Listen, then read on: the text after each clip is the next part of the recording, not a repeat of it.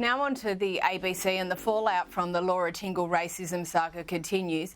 Yesterday, ABC News Director Justin Stevens released a statement which said the following, amongst other things: Laura Tingle's remarks at the Sydney Writers' Festival at the weekend lacked the context, balance and supporting information of her work for the ABC and would not have met ABC's editorial standards.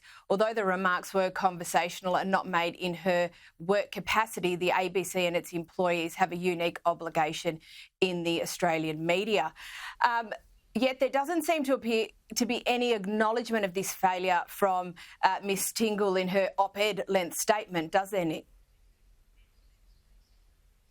No, she's full of self-justification in there, and she's been misunderstood, and it's the Murdoch press and all that sort of stuff.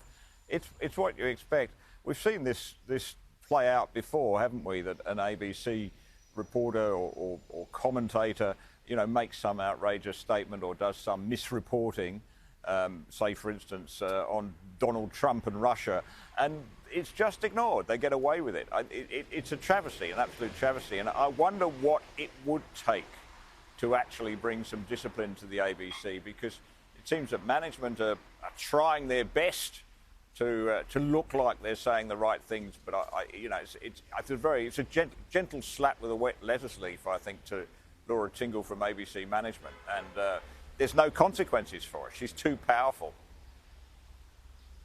Speaking of no consequences, and the Greens continue to take a rather myopic and jaundiced view of the conflict in Gaza, here's Adam Bandt at the weekend struggling to admit that Hamas is a terrorist organisation. Do you also agree Hamas is a terrorist organisation that needs to be dismantled?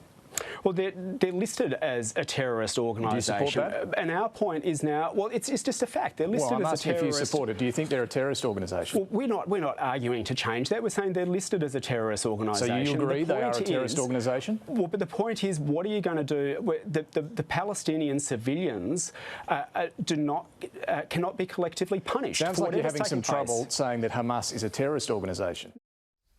And then, Nick, yesterday the Greens engaged in an epic display of wedge politics, seeking to put up a motion to recognise Palestinian statehood. The Coalition, Labor and part of the crossbench, they opposed the motion to suspend parliamentary business to debate recognition of a Palestinian state.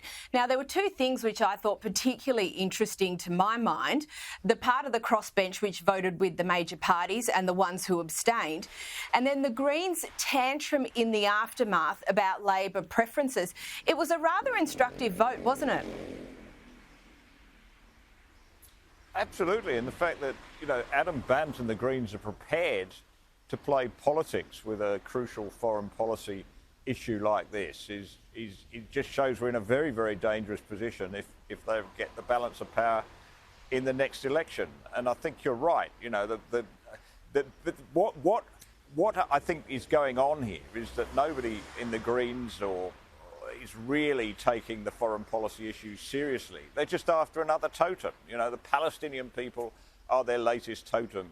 Was the polar bear one day and the climate the next, and today it's the Palestinian people. They've got zero understanding of the history and the politics of this, as Julia Gillard wisely pointed out last weekend. And they're simply trying to get their supporters on board with this virtuous statement over something they know absolutely zero about, and they're ignoring and closing their eyes to the terrible, terrible events of October 7th. Here. Now, onto the corporates, and the news cycle, Nick, is littered with corporates taking positions on matters they probably shouldn't and then receiving an uppercut from the public for their effort. An interesting piece in the AFR about US corporations who are deciding to stay mum on non-core business. Are they finally learning? Well, this is interesting, isn't it? They're backing away from this ESG business, which, a couple of years ago was supposed to be the new way of accounting. Everybody was supposed to do their accounts according to this. This is just not workable, is it, in the end of the day? I don't think that we're seeing the end of woke capitalism by any means, Caroline. In fact, I'm probably only just beginning, because the sort of people that are now filling their offices, or the different diversity and inclusion staff and so forth, they've got just in sheer numbers, there are so many of them. They're influencing these companies. But at the end of the day, reality does hit. I mean, they have to make a profit, and if ESG is really seriously damaging the bottom line, they're not going to do it. I think that's fair, and ultimately nothing brings anyone crashing down to reality quite like some corporate insolvency. But still over in the US, and the jury in the Trump trial, they're deliberating at the moment. Let's just say the last day or so has been rather eventful. First, Trump said this. What's happening here is weaponization at a level that nobody's seen before, ever, in listening to the charges from the judge, who's, as you know, very conflicted and corrupt, because of the confliction, very, very corrupt. Mother Teresa could not beat these charges. These charges are rigged. The whole thing is rigged. The whole country's a mess. And then the judge's direction to jurors, that raised some eyebrows. Here it is.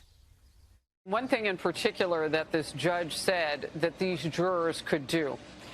He just delivered what is being called really the pinnacle of all of this. He said that there is no need to agree on what has occurred. They can disagree on what the crime was among the three choices. Thus, this means that they could split 4-4-4, and the judge would still treat them unanimously. And then lastly, this was the hot take from a commentator at MSNBC. As you've noted, with respect to Judge Merchan, I mean, I am like now, I have like a man crush on him. He is such a great judge that it's hard to see that the jurors wouldn't have the same impression. I mean, you just keep on thinking, if you looked in a dictionary for like judicial temperament, that's what you get. Nick, can this trial get any more ridiculous? That's weird, that MSNBC quote, isn't it? That really is very strange. No, look, no, it can't. And Trump is right. He said that even Mother Teresa couldn't escape the charges and couldn't get off this one. And he's absolutely right. The whole thing is terribly rigged against him. But is that, Caroline, you know about the law, is that right? Are they going to say, OK, we've got three charges, you can pick any one, you don't have to all agree that he's guilty of one of those charges, just if anybody thinks he's guilty of something, that'll do? That's just not justice, is it? Surely it'd be challenged in a higher court. But it is a circus at the end of the day, and Trump, whether he'll, whatever the sentence, whatever the verdict, he's a winner out of this, I think. Yeah, I think that's fair, definitely politically in any event. And no, I haven't seen a court in this country or a judge in this country give that sort of direction. I'm not quite sure how far they would get. But moving on, and there are a number, obviously, of fragile geopolitical situations around the world. And the Korean Peninsula, well, that one there's been dicey for decades. But recently, a balloon has erupted. What on earth is this about? Well, this is supposed to be retaliation, isn't it? The North Koreans are retaliating for the South Koreans sending little USB sticks across on balloons with K-pop on them. And they're retaliated by sending lots of rubbish and feces in these balloons, which fall to the ground. It rather confirms our thoughts about North Korea, doesn't it? I mean, not a lot of people get to go there, and those who do aren't given free access to walk around still. But, if this is the best that North Korean culture can provide to the South in return for wonderful USB sticks of K-pop, it really does confirm our thoughts about what sort of regime and what sort of country it is. It's just, but on that level, but it's also pretty disgusting, isn't it? I can't even say what's in those bags on television. Yeah, well, look, it was not something that I was expecting to read about today, and I was a little shocked myself even by what we know about North Korean standards on those sorts of matters. Anyway, Nick Cater, thank you so much for your time. Thank you, Caroline.